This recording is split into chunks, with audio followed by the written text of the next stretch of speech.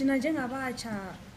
sibone sakunanzelela ukuthi isikhathi esiningi not only kuma organizations kuphela but yonke indawo elizweni lonke nje ama youth thina labantwana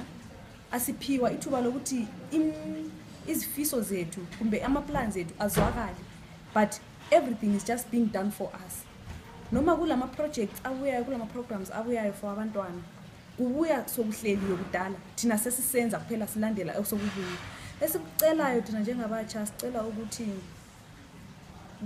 kulizwe lonke nje jikelele, not kwinhlanganiso zethu lezi kuphela, but likunanzelela ukuthi thina njengabantu abatsha sizafisa lathi ukuthi sikhule sibe ngabantu abazabe benjani bele vision yempilo, sibe kwazi ukuthi abantwana labo they matter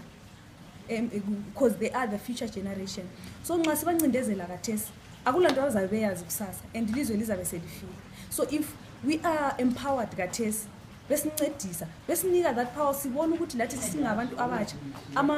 imbono yethu ivalid, kuyenza lathi khona khona ukuthi sibe njani, sibe ngabakhokheli abazakhula besazi ukuthi bancedise njani abanye abantwana. Njalo thina njengabatsha esikucelayo ukuthi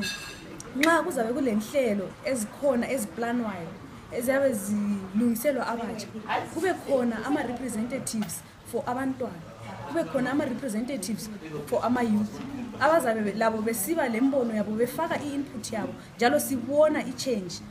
ukuthi kwakhona lezo zinto esizifisayo thina ziyenzakala, kodwa kungabi detection kuphela ukuthi abantwana yenzani lokho, ma youth yenzani lokho, kodwa bebe kwazi ukuthi lathi silezifiso zethu sifisa ukuthi kube nje, sifisa ukuthi kube nje, and sibone change, sibone kusenzakala khona lokho.